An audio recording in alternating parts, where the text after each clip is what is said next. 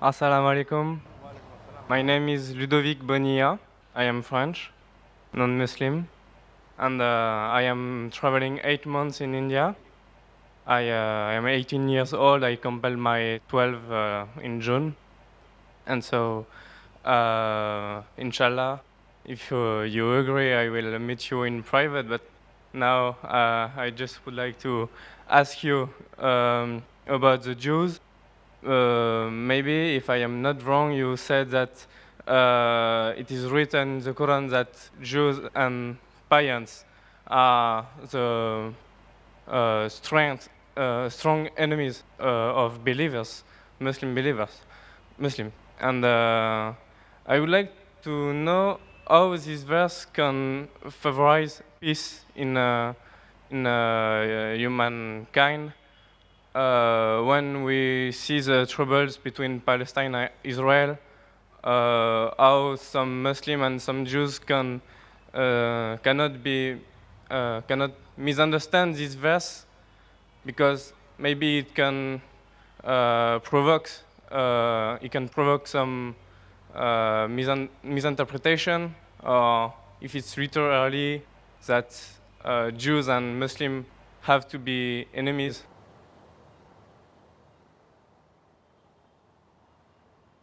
Brother, that's a very good question. That he said, I said in my speech, and I quoted the verse of the Quran of Surah Ma'idah, chapter 5, verse 82, which says that strongest in enmity to the Muslims would be the Jews and the pagans, and the closest in love would be the Christians. So if they wanted to create enmity when they say that the Jews and the Muslims should fight, the Quran doesn't say Jews and the Muslims should fight.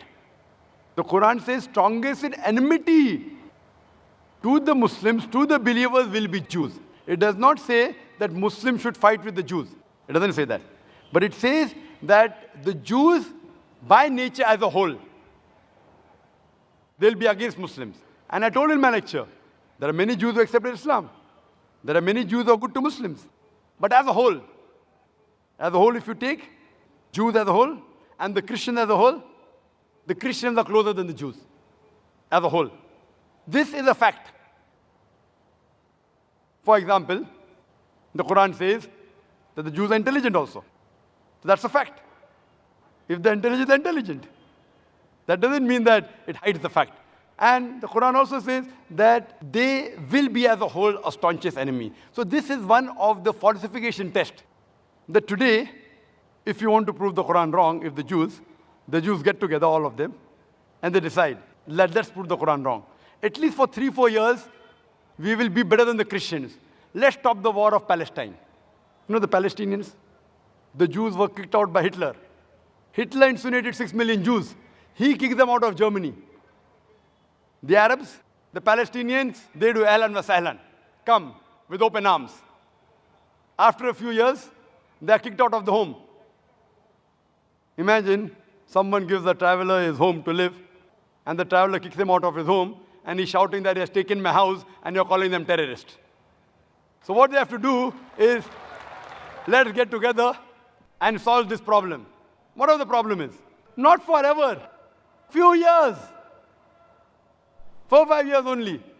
And the problem is solved. So we aren't telling that the Muslims should fight with the Jews.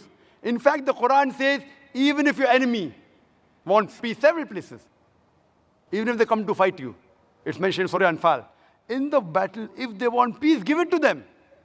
So Quran is always for peace.